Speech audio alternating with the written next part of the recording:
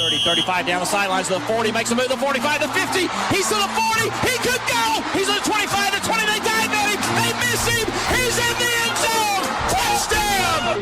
Throws off his back foot, wide open man in the end zone, leaping grab, touchdown! Launches the throw down toward the goal line, going up, ball tipped in the air, caught, touchdown! Reverses his field, got a block from Pittman, going deep, got a man in the end zone, touchdown! It's a man's game tonight now, you know that. Everybody watching tonight. And now it's the Undefined Blitz with Chad and JC. And welcome everybody once again to the Undefined Blitz right here on undefinedradio.com. Appreciate you guys and gals tuning in as we bring you all the latest football news from this past weekend. Boy, was there a lot of it. Absolutely. I mean, you had injuries galore in the NFL. There were upsets in the NFL. There were upsets in college football. Yeah, they were everywhere. A lot of spooky goings on here at the heart of spooky season. It really was. There were some that you expected to happen. I thought Texas beats BYU 35-6 in a game that really wasn't even that close.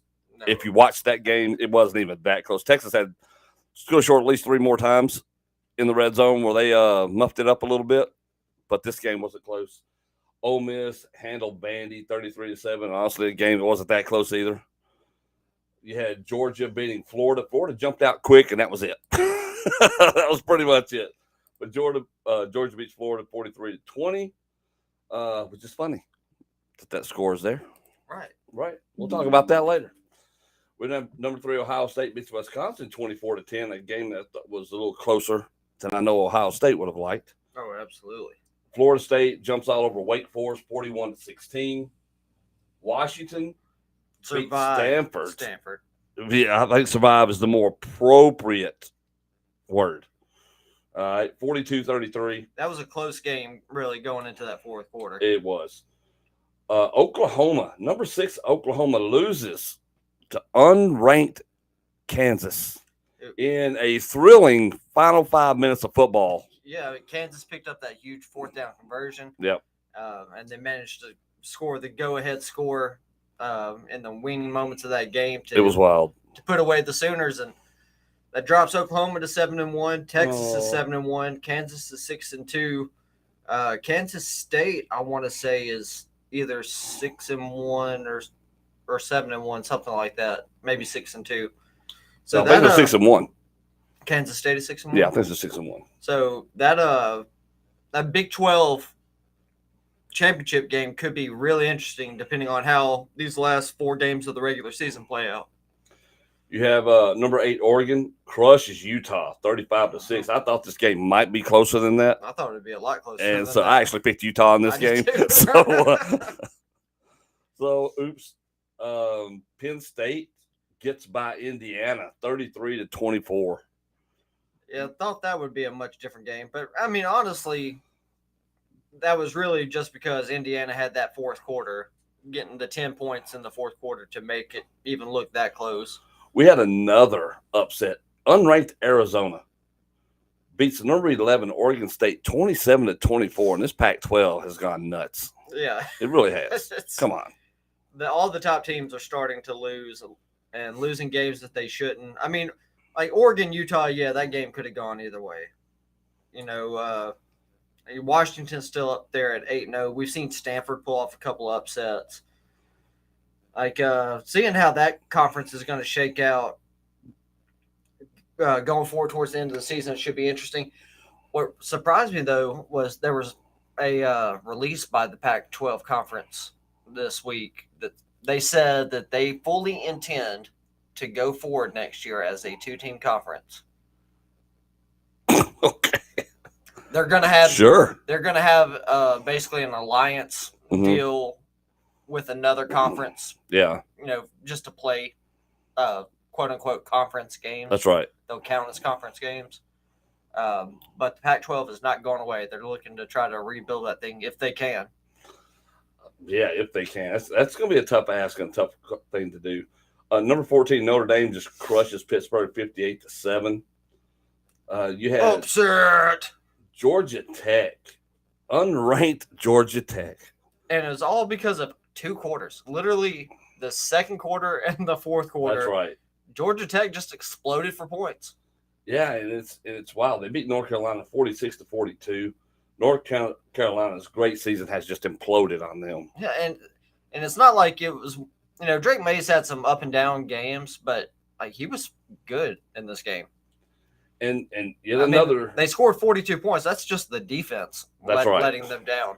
And it's not like Georgia Tech is running that triple option anymore. They're actually running a real offense now. So I think that's why you can look over there at Georgia Tech and kind of be surprised that they're 4-4 and 3-2 in conference play, is because they're actually running a real human being offense. There you go. You have number 18 Louisville taking on number 20 Duke, and they absolutely shut out Duke. Yeah, I picked Duke in that one too, and Duke got blanked. They did. Another Cinderella season, taking a dive quickly here towards the end of this season. Air Force beats Colorado State 30-13. Air Force still continues its great season, though. Undefeated. I mean, good job for them. Yeah, number 21, Tennessee beats Kentucky 33-27. Another good game, though. Yeah, another one of those where they just kind of managed to survive Kentucky. Yep. Tulane keeps on rolling. They beat Rice 30-28. UCLA beats Colorado 28-16. You look at Tulane; they're 7-1. Their only loss to Ole Miss. That's right. That is correct. USC beats Cal 50-49. I mean, USC is just having it tough right now. They have no defense to speak of. USC had to have 21 points in the fourth quarter to win that game. Yeah. They had to have 3 touchdowns in order to win. And that's really only because they did nothing in the second quarter. No, not at all. It's not like USC's offense has played bad. The problem with USC has been what it has been the entire season. And it's the defense. It's disappointing. It is very disappointing. But you look at Lincoln Riley as a coach, like he's never had good defensive play. Like you can check every season that he was at Oklahoma. And this has been the knock on the Big 12 was always no one plays defense. No one plays defense. Right. I think that's the difference we see with Texas now, right? Because Sark he comes from that you have to have a good defense. Right, mindset, right? He's from that Nick Saban coaching tree. He is. Saban was a defensive guy, and he's brought that to Texas. So Texas, even if they're suffering it on offense, just by like their starting quarterback is down, that defense is just crushing it. Yeah, I mean, just crushing it. It's ridiculous. James Madison, number 25, James Madison remains undefeated as they beat Old Dominion 30-27 to round out the top 25. Yeah, Old Dominion, with 4 games left, if they win half of their games, they'll be bowl eligible. That's a very true statement too. I love seeing these teams that are relatively new to Division I play. Like I guess Old Dominion's been in Division I for 10 or 11 years now. But just to see them on the cusp of being bowl eligible is fun. Or a team like Rice, who's just never any good, Yeah. They're 2 wins away from bowl eligible. Just to get to extend those seasons out for those kids is massive. It really is. We're going to run through this top 25 because I really want to switch over and focus on the top 10 and the new college football playoff rankings that will come out tonight. Tomorrow night. Tomorrow night. So we won't get to see those on the show, but we're going to talk about those just in preparation of what we think might happen here. Okay. Number 1, Georgia. Number 2, Michigan. Number 3, Ohio State. Number 4, Florida State. Number 5, Washington. None of those changes. Oregon leaps up 2 spots to go into that number 6 spot. Which they should have. I mean, they beat number 13 Utah handily. It's a huge win. Handily. I get it. I'm with it. Texas stays the same because that's about right. Yeah, right here where we're they at. didn't play anybody. Number 8's Alabama. Number 9's Penn State. Oklahoma drops 4 spots to number 10. Ole Miss bumps up a spot. That was it. Huh? Can't believe Oklahoma only dropped 4 spots. Yeah, I can't either. But well, Kansas was ranked for a good chunk of the season. They were. And they actually bumped back up into the rankings. We'll talk about that in a little bit. Ole Miss 11, Notre Dame 12. LSU is now ranked 13th. Mizzou is 14. 7-1, Mizzou, by the way. Their only loss to LSU, who has That's 2 right. losses. Exactly. You have Louisville's up 3 spots to number 15. I think LSU's only losses this year are to number 4 Florida State and number 11 Ole Miss. That's right. And until they play Alabama, and then they'll lose to Alabama. They'll lose that game. But that's pretty good if that's their only losses. Absolutely. I mean, really, that's not a bad season. Look, I'll hold out hope that LSU beats Alabama. I'll take that. We have, let's see, we said Louisville's at 15. Oregon State dropped 5 spots to 16. Air Force is up 2 to 17. Utah dropped 5 spots to 18. Tennessee up 2 spots to 19. UCLA up 3 spots to number 20. Tulane up another spot to number 21. Kansas jumps into the top 25 at 22. James Madison moves up 2 spots to number 23. USC is hanging out down there at number 24. And then Kansas State is right in there at, no, they are 6-2.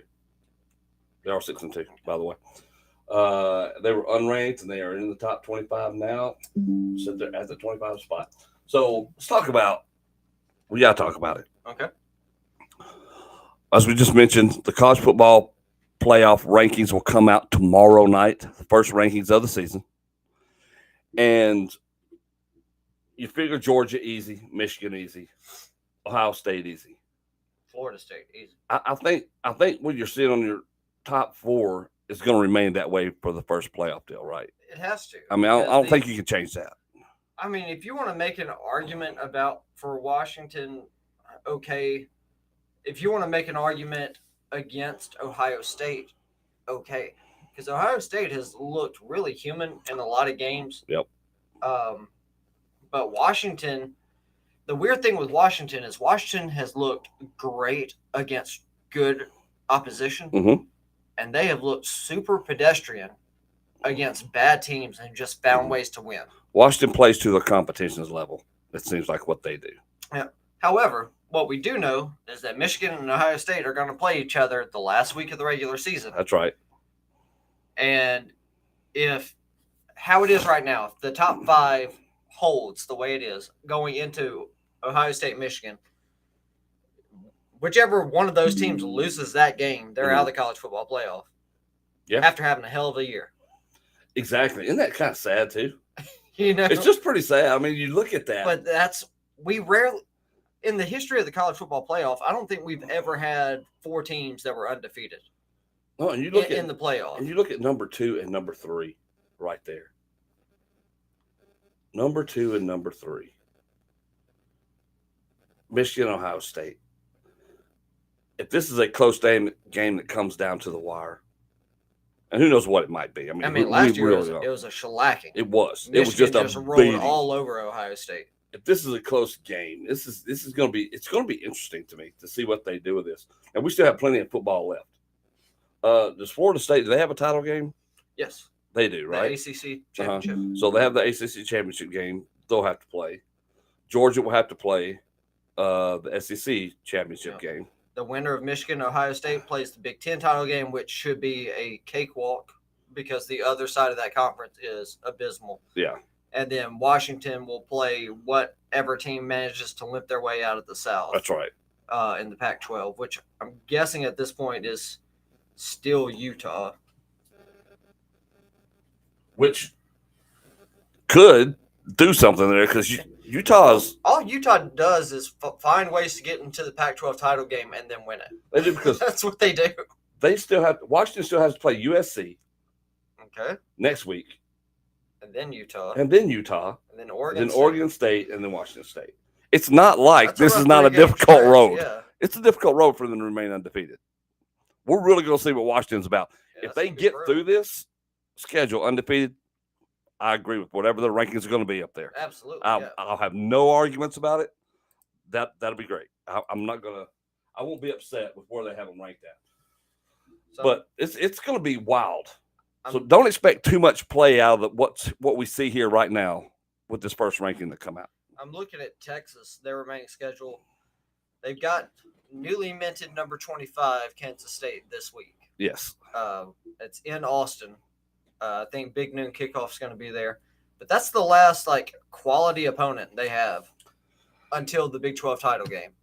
Exactly. Which more than likely they'll end up playing Oklahoma again. There. Most likely. So there's still technically an avenue for an Oklahoma or a Texas to get in if they remain with one loss and come out as the conference champion. Yes. There's a path for them to get in, especially with the schedule that Washington has going forward, because that's absolutely brutal. I'm gonna look at Ohio State and Michigan. I think Ohio State's got a rougher schedule. No, they really don't. Ohio State's got Rutgers, Michigan State, Minnesota, and then go to Michigan. So that's it feels like Ohio State should be in a good spot. Now, Michigan, on the other hand, they've got Purdue this week, but then they've got Penn State next week. Yeah, which is going to be So Penn State, if they pull the upset right there, who knows how the Big Ten's ultimately going to end up shaking out. To me, if I'm just with this kind of quick glance and no analysis of this thing, because Florida State, they have Pitt, a 2-6 Pitt team. Then they've got the Hurricanes, then North Alabama, and then they go to Florida.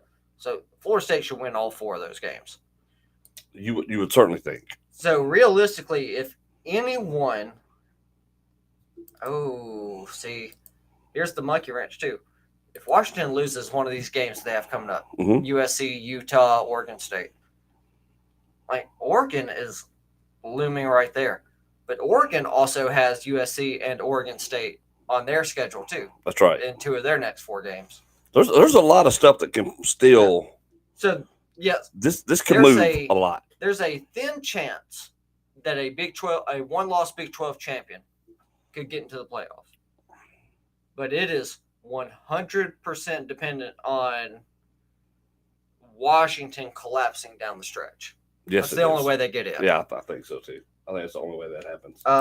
Trying to look at who Alabama's got here on the rest of the way out. So Alabama LSU's this week. That's a massive game. That's massive. It's another number 8, number 13 matchup like Oregon Utah was last week. Alabama's hosting LSU, by the way. So if LSU pulls the upset, that puts Ole Miss in first place in the SEC West. Oh, it does, doesn't it? Oh, wow.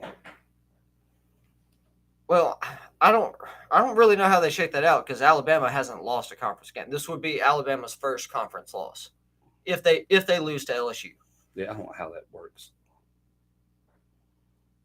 Because Ole Miss beats LSU, LSU beats Alabama, Alabama has already beat Ole Miss. Correct. So they would have all beaten each other. So there's got to be some kind of tiebreaker there. But that's the last challenge Alabama has on their schedule. After that, it's Kentucky, Tennessee, Chattanooga, and Auburn. All right, let's run down some of these games this weekend. I think it's going to be – I would be shocked if the top 4 when it comes out for the playoffs tomorrow night, I would be shocked if it isn't this first week. Yeah. I'd be stunned. Now, again, after this week, who knows what's going to happen with it. I mean, it depends on what these teams do on the football field. But right now, I'd be a little stunned by that. And what's cool is next year, it's a whole different monster. It's a whole different monster next year. So, speaking of next year, the 12-team conference college football playoff has been put on hold. Has it? I did not hear that. It has. Well, this came out a couple months ago. They put it on hold as the Pac-12 imploded upon itself. Yeah.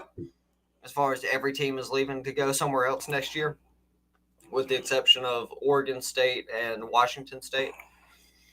So as of right now, they have that on hold. I think ultimately they're going to still do it. I don't see why that would. Honestly, I don't really see why it should really affect it. I mean, because and the only reason I say that I know why they put it on hold. It's all it is. As far as being able to place teams, that's not going to affect it. Whether you're in a Pac-12 conference or not, it's not going to affect it. All right, we see that right here at the rankings Right. how they are right now. That's not the worry. The worry is the money. It's the TV money. Absolutely. That's the only reason they would do that. All right, we got games coming up this week. At number 25, Kansas State going into Texas. Number 7, the line is Texas by 4.5 at home. We don't know if Quinn Ewers is playing in this game or not. He's still day to day. I believe it's probably going to end up being Malik Murphy. I think it is too. Which, hey, kid played great last week. He didn't play bad. He did not play bad. Granted, he's going against a substantially better team this week in the Kansas State Wildcats. Yes. But what is a young quarterback's best friend? A great running game. Oh, dude. And Texas has one. Jonathan Brooks. And what's his name? Oh, jeez. If you hadn't asked, I could tell Dude, you. it's right there in my tongue too, man. Is it? It ain't. Oh my God, dude! I can't believe I just drew a blank on that kid's name. But those two guys are cutting it up in there. I mean, there's because the other guy was supposed to be the starting. Yes, C.J. Baxter. C.J. Baxter. I was going to say Banks. I knew that wasn't right. But yeah, C.J. Baxter. Kid's great. Yeah, and then you look at their receiving core. Come on, Xavier Worthy, Adonai Mitchell, Worthy. A.D. Mitchell. Sanders is what, Sanders. 6'6" tight end almost. I mean, this dude's a monster. You got Jordan Whittington, who's now a wide receiver. He came to Texas as a running back. That's right. And Yes. has developed into a wide receiver. Dude had a heck of a block this weekend, too, Then you by the way. got true freshman Jonte Cook, who hasn't played a lot this year just because of the upperclassmen. Yep. And if one of those guys get hurt, remember Isaiah Nair, who He's transferred still in last there. year? He's still there. Like, he can come Yep. in off the bench and get you quality looks. So, My worry about Texas is Murphy, honestly. And the reason I say it is because I watched the game. I watched it twice, actually, now. So just looking at it, and again, when I say this game wasn't as close as that score, that is true. Texas has no problem going for it on 4th down, right? They went for it twice inside the red zone. right. Didn't convert either time. Bad passes. One was a bad pass. One was just they just didn't get anywhere. Then had an interception that he threw on a bad pass. And then he got strip sacked, ball knocked out, and fumbled, and they recovered there too. So ball security, and there were some ill-timed throws. And I think, look, he hasn't had but 8 passes coming into this Saturday's game. So I think more and more reps are going to be needed for him. But he looked good back there. Yeah, If I have any worry, it's just that. But the kid has no fear. I know that. Watching him play all weekend, he has zero fear back there. All the confidence in the world. I can see why the guys like him. So Malik Murphy did his job last week. Yes. I'm going to put this out there to you. So let's say it is Murphy again this week. Mhm. And let's say he finds a way to help Texas win, but he doesn't look spectacular in the process. And then they get Quinn Ewers back. Oh, yeah. Do you think that if Quinn Ewers goes to the NFL next year, that it will be a true open competition between Murphy and Arch Manning? I think so. You know, they were going to get – the plan Saturday was to get Arch in there for some snaps in that game. They already made the statement earlier in the week. Yeah. All right, so Arch was going to play until the game was still close because they had bungled all those opportunities inside the red zone. It wasn't as far gone as it was. That's the only reason Malik still stayed in there and Arch didn't get his opportunity. Arch hasn't played a snap this year. He hasn't. Which means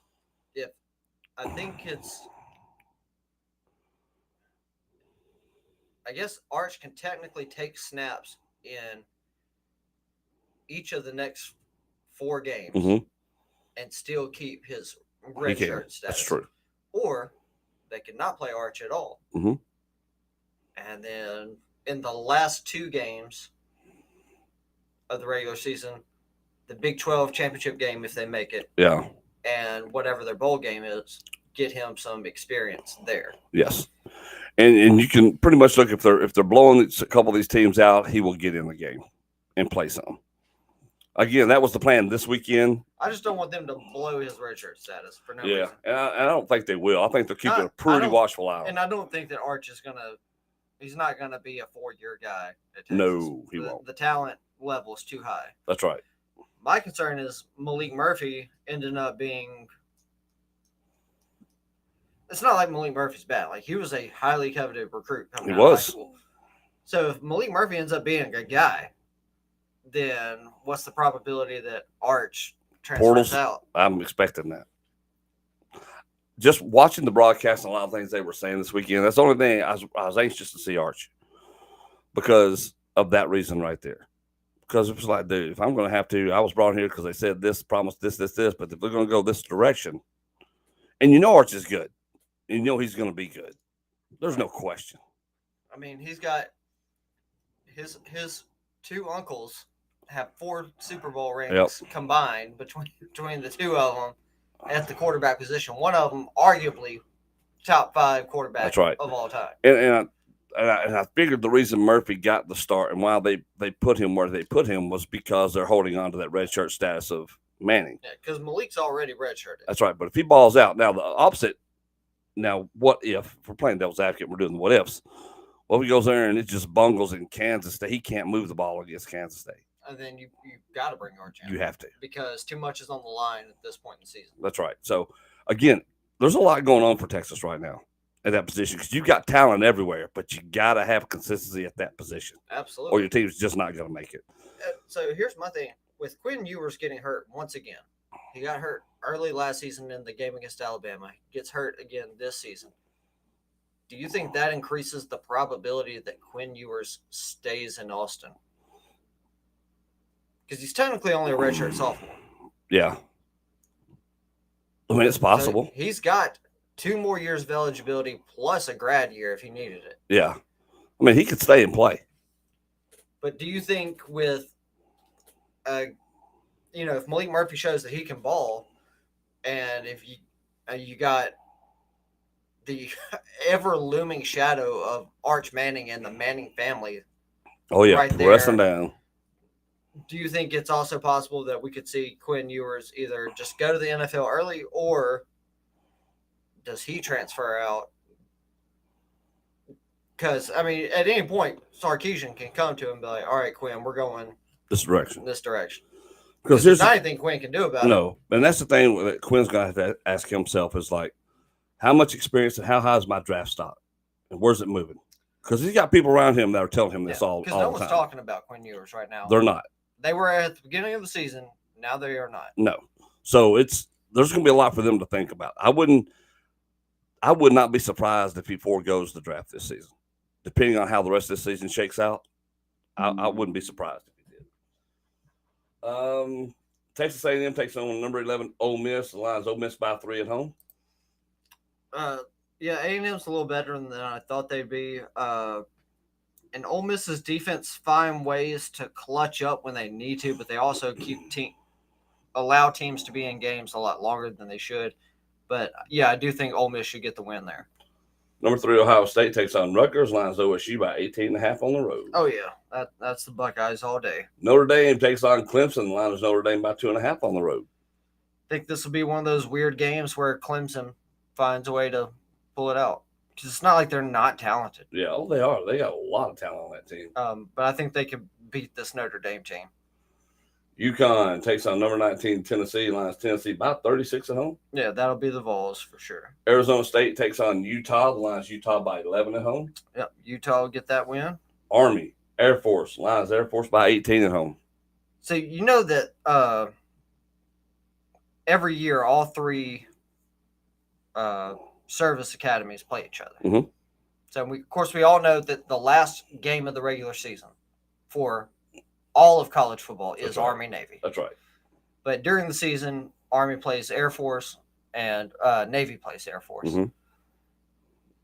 And then there's a trophy for whoever has the best record out of those games. Yeah. I forget what's called, the Commander-in-Chief Trophy or something like that. But it looks like it's going to be a cakewalk for Air Force this year. Oh, yeah. Oh, yeah. Number 14, Mizzou takes on number 1, Georgia. The Lions, Georgia by 16 at home. Yeah, Georgia should win. I don't know if it'll necessarily be by 16, but Georgia should get the dub there. Number 4, Florida State takes on Pittsburgh. Lions, FSU by 21.5 on the road. Yeah, as long as they're not sleeping on Pitt, they should be able to do this thing walking backwards. Number 9, Penn State takes on unranked Maryland. Lions PSU by 10.5 on the road. And, you know, Penn State's good, but they're not great. And I think that Maryland and company could be on upset alert, but you know what? Screw it. I'm taking the Terrapins. There you go. Number 10, Oklahoma takes on Oklahoma State. The line is OU by 6 on the road. Ooh. Just because I'm here for the madness. Let me get Oklahoma State. Let me get the Cowboys. Virginia Tech takes on number 15, Louisville. Line is Louisville by 9.5. Yeah, this is Cardinals all day.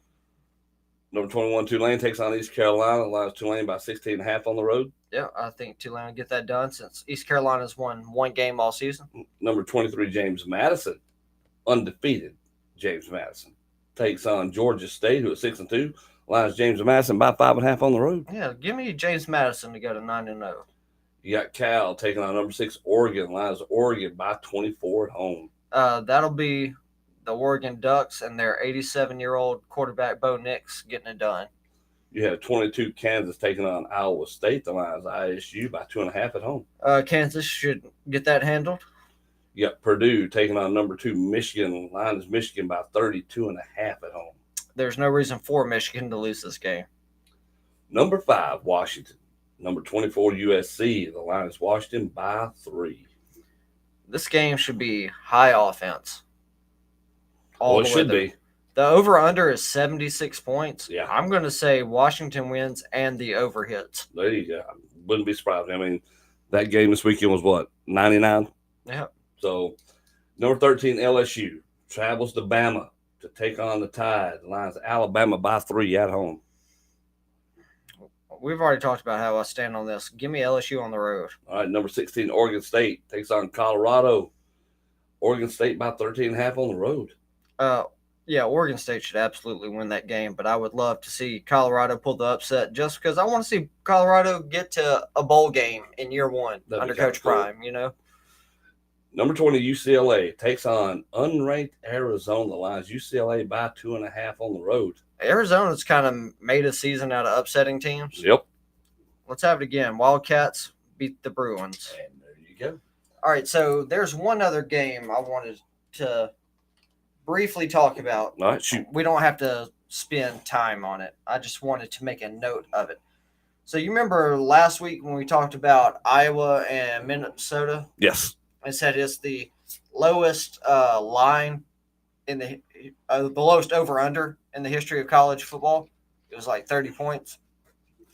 Well, Iowa has broken that record once again. Oh. Iowa takes on Northwestern this week. The over-under is set at 29.5. That's so sad. That's so sad. And I'm taking the under. So that leads me into this. When I was watching all these football games this weekend, one thing that stood out to me was the officiating. How up and down and bad it is? Well, you keep seeing the bad, but you would also see the better crews explaining every little detail this weekend. Like it was the Titans and who Titans play yesterday? Right here, Falcons. Yeah. So there was a moment when, for whatever reason, that the Falcons just had a no. I'm sorry. It did. There was one that happened in that game too, but and the head official like, nope, this is what happened. This is why this happens. So there's a reason why we're putting the ball right here and why this play cannot take place. And I mean, went into detail. Yeah. That's why we're doing this. Blah, blah, blah. I thought, okay, that's cool. Same thing kind of happened in the Texas game this weekend also, because BYU's head coach called 2 timeouts back to back, which you cannot do in college football. All right, you can't do it.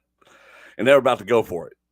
Right, they were down there. It's the longest sequence, but they called a timeout. Texas came. All right, so Texas lined up after the timeout. They called timeout again, and Sark is like, "No, you can't do that." But they weren't going to call it. And then all of a sudden, the official's like, "Oh crap, yeah, you can't do that. Oh, that's a flat delay a game," and moved them back, right, and all that, and kept their timeout.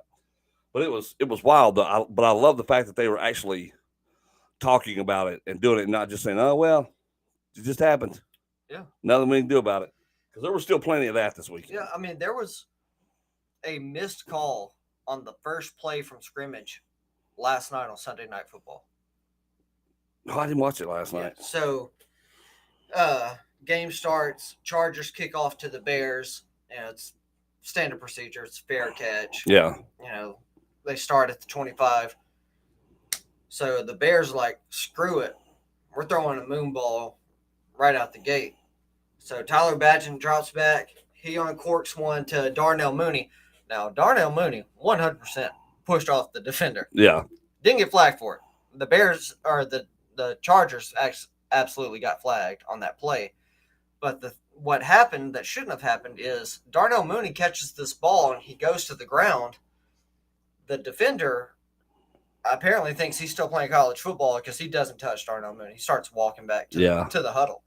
And Darnell Mooney kind of gets up and he's like, I don't know what's going on. So let me just run away. He starts like kind of running downfield, but not wholeheartedly. And there's never a whistle. Yeah. The whistle doesn't blow. Eventually, like Derwin James kind of half-heartedly runs down Darnell Mooney and kind of loosely pushes him out of bounds. Not with force or anything violent. It's just kind of like everybody's like, I don't know what's going on right now. And if Darnell Mooney had just gotten up and ran full speed ahead, touchdown. they'd walk-in touchdown. But because Darnell Mooney was looking around like, I don't know, they basically called him down where he caught the ball, despite him not being touched. Really? Yeah. Oh, wow.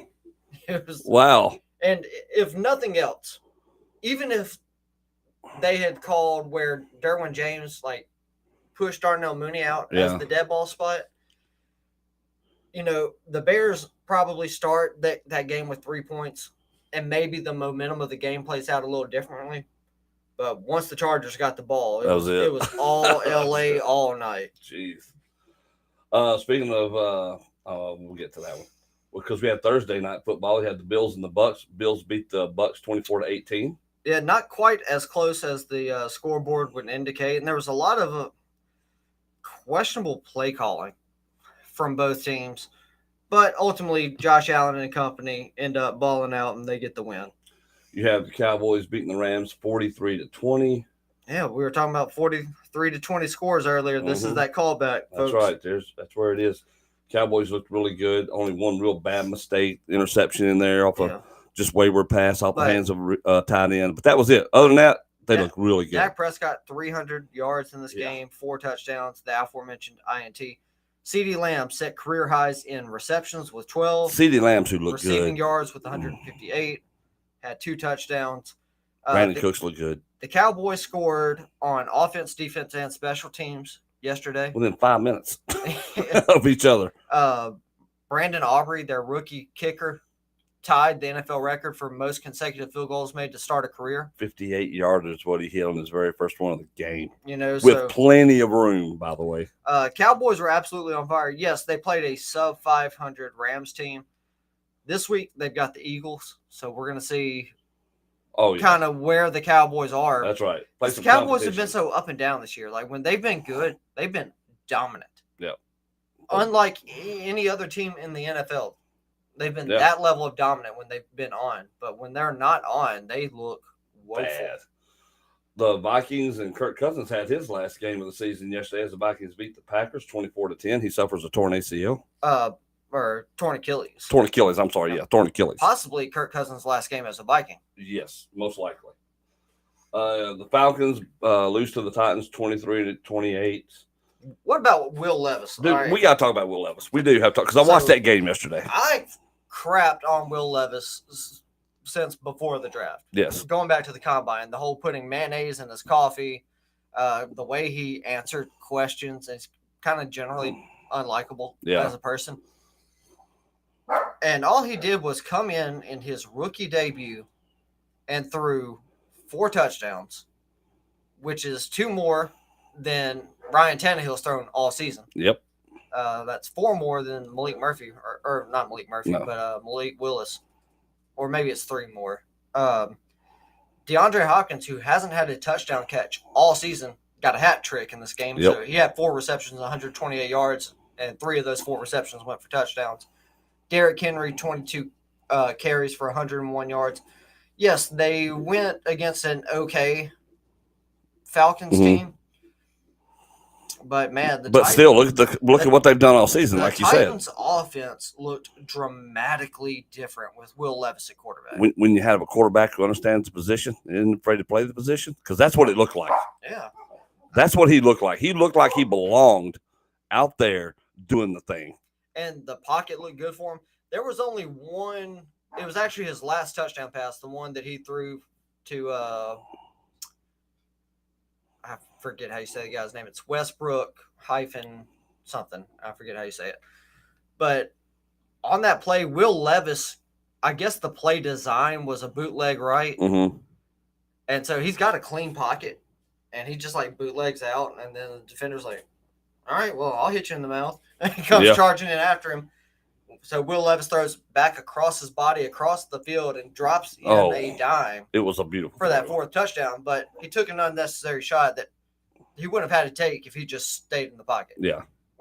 Because he still could have made that throw. It would have been an easier throw at that. Probably. But he looked good. He was not rattled. It was not too big for him. Those Oilers uniforms look good. They did look good. They did look good. We were actually talking off air before the show got started. The University of Houston got a cease and desist letter from the NFL because back in week 1 of the college season, the Houston Cougars wore an Oilers-inspired uniform. And so the NFL, being the no-fun league, was like, hey, you better quit doing that. Don't you ever do that again. That's it. Exactly. So they got threatened with with legal action. But, man, yeah, those Oiler uniforms look great. The problem is there's a Houston team in their division. Yeah. And so it just kind of makes it weird to see. That's what J.J. Watt's problem with it was. Yeah. Well, like, what if the Titans played the Texans and wore these Houston Oilers? But the thing is, the Titans were the Oilers. Yeah, they were. I mean, it's like the Ravens and the Browns, right? Yeah. These Cleveland Browns are not the actual old Cleveland Browns. That's the Ravens. What if the Ravens play the Browns? They wear the Browns uniforms? They should. I would. I'd be like, here you go. Take this. Oh, that'd be great. Yeah, it would be awesome. The Saints beat the Colts 38-27. Yeah, Alvin Kamara, a huge day. Derek Carr, like, this is the kind of performance New Orleans has been waiting on. Yeah, he looked good. And Jonathan Taylor looks like the Jonathan Taylor of old the last 2 weeks. Yes. The Dolphins beat the Patriots 31-17. Yeah, Tua, massive game. Jalen Waddle, we've been waiting on this all year. Yes. Like, it's been Tyreek Hill. Also, hey, shout out to Tyreek Hill. First player in NFL history to hit 1,000 receiving yards in 8 games. That's crazy. That's ridiculous. Jalen Ramsey played his first game of the season, got a pick 6. Yep. So the Dolphins. For the Dolphins. Yeah, the Dolphins, who were already. Do the Dolphins look like maybe one of the teams to beat in the AFC? Well, yeah, because all the top dogs in the AFC right now are all 6-2. They are. The Chiefs, every division leader in the AFC is 6-2. You had the Jets beat the Giants in the ugliest game you'll ever see. It was ugly. Yeah, but Zach Wilson clutched up when he had to. He definitely did. Say what you want about the kid. He did what he had to do when it had to be done. Jaguars beat the Steelers 20-10. And now we're talking about bad officiating. This game had it. When you got the players that mad about it all, oh, Lord. This game has some terrible officiating in it. The Steelers also weren't happy that the Jaguars players snatched the terrible towels from the Steelers fans and started waving them around. Well, there was that too. You have the Eagles beating the Commanders 38-31 in a game the Commanders had pretty good control of for the longest time in here. Just don't give up 21 points in the fourth quarter. Yep. But A.J. Brown, though, 8 catches, 130 yards, 2 touchdowns, his 6th straight game with at least 125 receiving yards, becoming the first player in NFL history to accomplish that. Sam Howell, though, 397 yards, 4 touchdowns, 1 interception in the loss. And the Commanders also stopped the tush push. Yeah. They sure did. The Panthers beat the Texans 15-13 to get their first win of the season. Damn, Bryce Young gets the first one of his career. Seahawks pull out a win against the Browns 24-20. Yeah, Geno Smith had an okay day. Really, the story here is Jackson Smith and Jigba taking the screen pass from Geno Smith and just juking by everybody on his way to the end zone to win that game for the Seahawks. The Broncos absolutely crushed the Kansas City Chiefs. Yeah, Patrick Mahomes didn't throw a touchdown. No, it's first time in 30-something games or something like that, or 29 games. It's been a while. 241 yards and 2 picks from Mahomes. Russell Wilson, on the other hand, 3 touchdown passes in that game. And Travis Kelce was limited to 6 catches for 58 yards. Ravens beat the Cardinals 31-24. Bengals beat the brakes off the 49ers 31-17. Yeah, the 49ers have now lost 3 games in a row. This team was 5-0. 5-0, and now they are 5-3. Massive game for George Kittle, 9 catches, 149 yards. Brock Purdy threw the ball all over the place, but it was only 1 touchdown, and he had 2 interceptions in that game. But hey, we wanted to see who the Bengals were. That's right.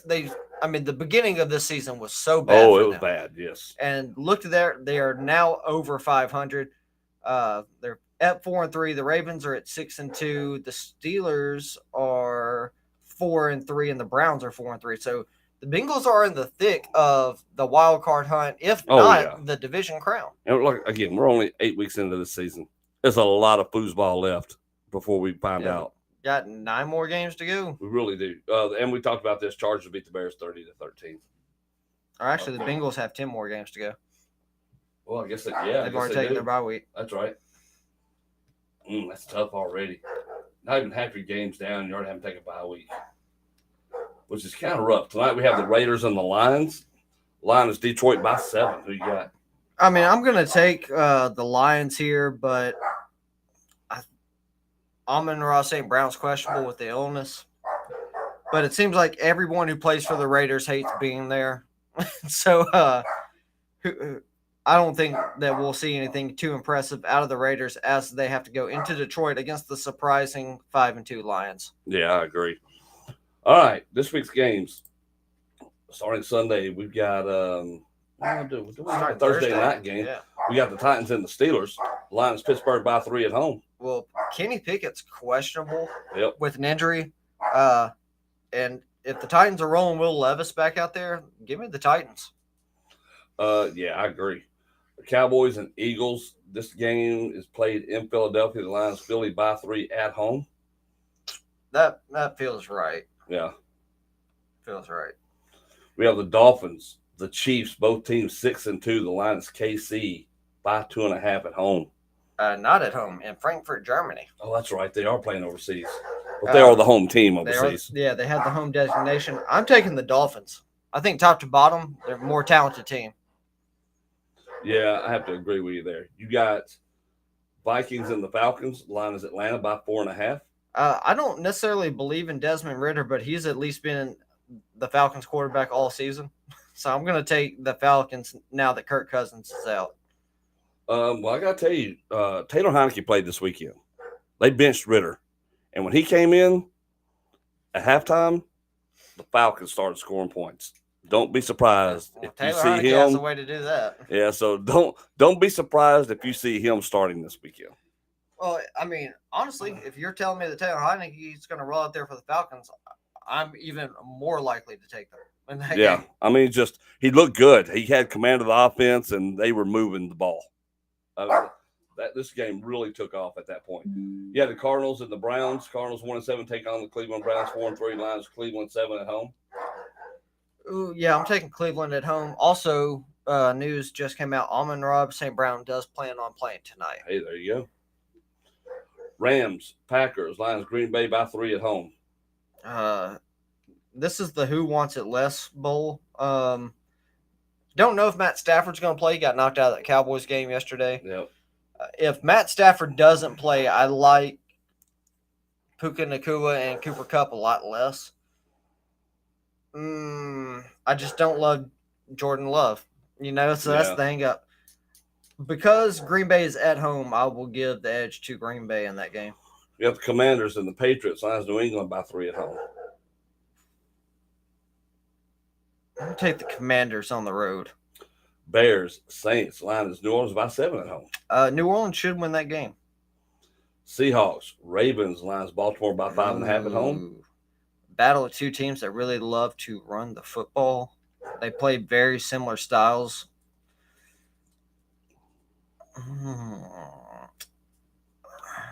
I think the Ravens, just because Seattle's got to make the trip all the way to the East Coast for that. All right, you got the Buccaneers and the Texans. The line is Houston by 2.5. Houston by 2.5. I'm taking the Bucks. We've got Colts, Panthers, lines Indy by 2.5 on the road. Yeah, I'm going with the Colts as well. And we've got the Giants, Raiders, line is Las Vegas by 3 at home. You know, the Giants had -9 net passing yards yesterday. That's insane. That's a real number. How does that happen in a pro game? They had -9 net passing yards. So yeah, I'm going with the Raiders in that matchup. And we got the Bills and the Bengals, line at Cincy by 3 at home. Oh man, what a turnaround for the Bengals! Sunday night football. Now favored over the Bills. Yeah, I mean, give me those Bengals. I like it. And next Monday we'll have the Chargers and Jets, and we'll talk about that then. I'm going LA. All right. So it's that time of the show, folks. Time to give out some awards. We're going to start with our Drizzler Award.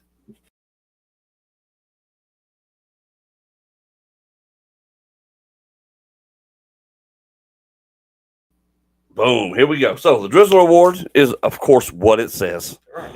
It's who stunk up the worst this weekend, guys. It can be a team. It can be a person. It can be, whether it's a player, coach, official. It doesn't matter. Who was worthy in your eyes of this award this weekend?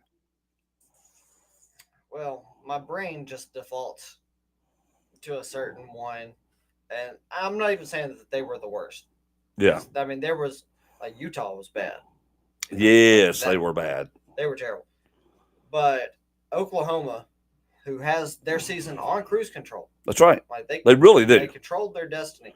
Dropping to Kansas there, which Kansas is not a bad team. Yeah. But that's pretty rough. So it really it takes that control kind of away from Oklahoma as they get down that final third of the regular season. And you're the number 6 team in the country, taking on an unranked team at that. Whatever your feelings are towards Kansas.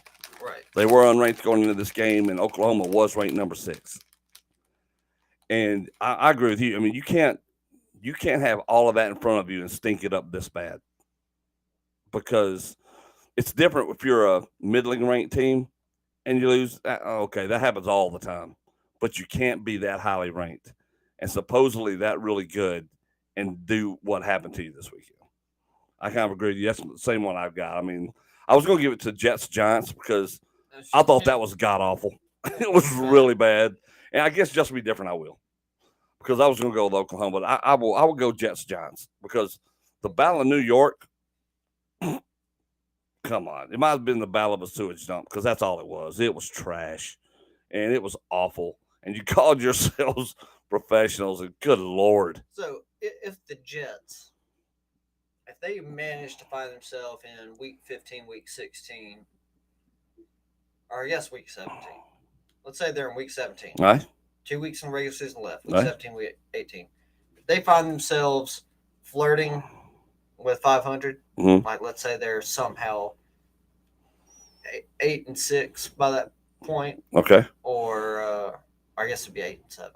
They were 8-7 by that point. Do you think Aaron Rodgers comes back? Or even if they were 7-8, if they have a chance to make it the playoffs as a wild card?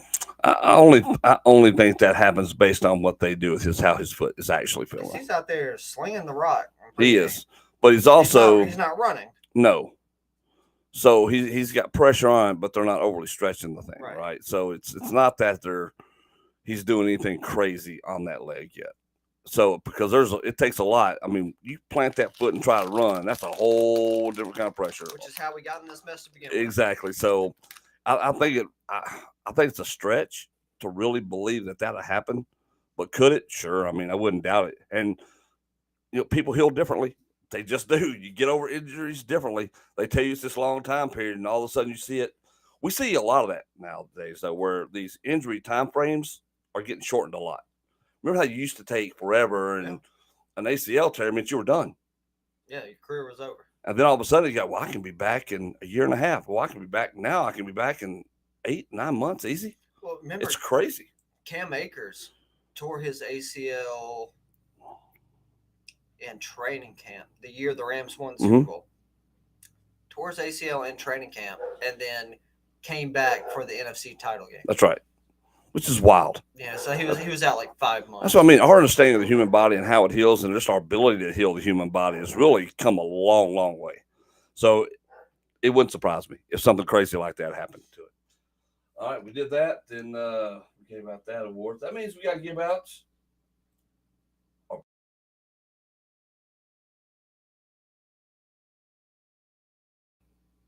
All right. So who was your big Kahuna this weekend?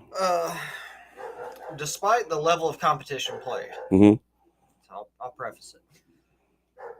The Cowboys played one of the most complete games that you'll see from any team in any sport. Yeah. Across the board this week. I mean, they hung up a 40-burger. Offense scored, defense scored, special teams scored. Special teams scored in a few ways: extra points, field goals, block punts. Yep. There was monster returns by Vontae Turpin.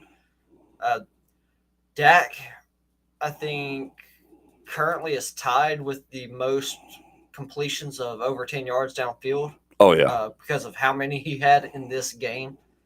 The team just looked great all the way around. Deron Bland got his third pick six of the season. It's nuts. He's got 4 interceptions on the year. 3 of them have been house calls. That's right. That's crazy. So I think this was the most complete game I've seen a team play since week 1 when the Cowboys played the Giants.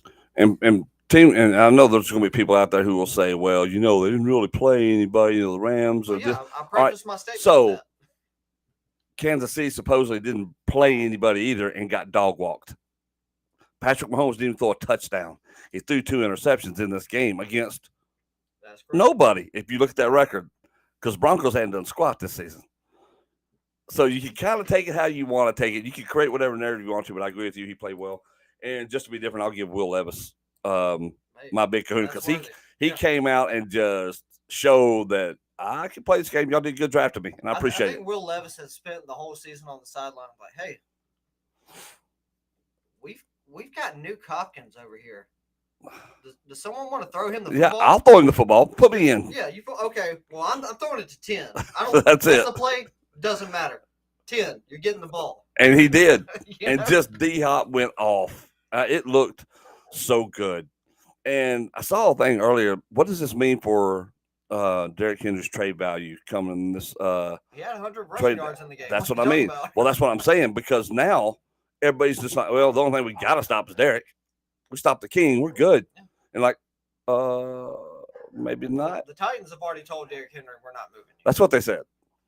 That's what they said. Because, of course, rumors have been rampant about Derrick Henry to the Cowboys, but the Cowboys supposedly have not even reached out to the Titans.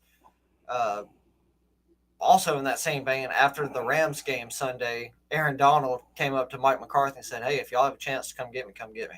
Dude, could you imagine Aaron Donald in the middle of that? Dude, I will give you 2 ones right now. I'll give you 2 ones and Mozzie. Oh, my God. Take him. For Aaron Donald, yeah. Take him. I'll take that for a chance to win a championship this year. All day long.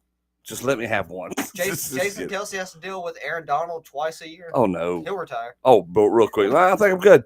I think I've had enough now, because I think that's all that defense needs now right there. And they played really good on the interior this weekend. Yeah, like Osa and Jonathan Hankins played well. They have. But if you get a game wrecker in the middle with Aaron Donald, and then you got a game wrecker named Micah Parsons just coming from literally any direction. Yep. It'll be absolutely insane. It makes a difference. So I'm excited to see what trades we'll see and what'll happen. Cowboys, I saw one tweet like, oh, congratulations to the Cowboys for continuing to stay mediocre, neutral, and never making gains during the season. I think is what it was, something like that. And that's what they do. Pat Surtain, the second of the Denver Broncos. It also got leaked out that Pat Surtain, the second, wants to come to Dallas. Oh, Jesus. He was hoping the year that the Cowboys he wanted to come then. Micah. Yeah. He was wanting to come to Dallas then. And it was looking like the Cowboys were going to get him. But That's what we thought. But the Broncos took him. Yep. And they were picking, 2-3 spots in front of the Cowboys. Yep. So they took Pat Surtain, and the Cowboys ended up trading back and getting Micah Parsons. Which I'm glad for, because I absolutely love Micah. He was in his line hoodie and pullover yesterday. Oh, yeah. You see that? That was great. Had his Cubs with him. Mm-hmm. Man, I loved it. But seriously, though, if the Cowboys were to just make a move before this deadline and get Aaron Donald, I think it shifts the balance of power, at least in the NFC East. Oh, yeah. I think it does all across the NFC. And not substantially. I don't think the Eagles necessarily all of a sudden just fall off the face of the earth. Oh, no. But it really puts the Cowboys in a position where they can go toe-to-toe with the Eagles. Well, now you're not driving the length of the field anymore. Yeah. Your field shortens. And the turnovers that are created even more. I mean, the pressure up the middle itself, what he could generate in there. Because you saw what he was doing yesterday. Oh, absolutely. I mean, good grief. That was crazy. That would be on my wish list of top things to get. The NFL trade deadline is tomorrow, right? Yep. I believe so. Is it tomorrow or is it Thursday? Because I knew it used to be on Tuesdays. Oh, speaking of trades, the Seattle Seahawks did acquire defensive lineman Leonard Williams from the New York Giants. And I'm trying to see. Atlanta made a trade with the Eagles. Oh, and they got Grady Jarrett. Or no, Grady Jarrett got hurt. He tore his ACL against the Titans. And then they traded a 6th-round pick to the Eagles for Kentavious Street. And Leonard Fournette has signed with the Buffalo Bills. That's right. If Leonard Fournette looks anything like Leonard Fournette can be, it dramatically upgrades the Bills' running back room. Yeah, I agree. It definitely does. So, yes, trade deadline is on Halloween. It is October 31st. There you go. We'll see what kind of tricks or treats happen tomorrow. Till then, everybody be safe. We'll be back here next Monday to talk about all the other crazy goings-on again in the world of football, whether it's professional, whether it's college. We'll be right back here. We appreciate you guys and gals tuning in. Have a safe and happy week. We'll see y'all next time.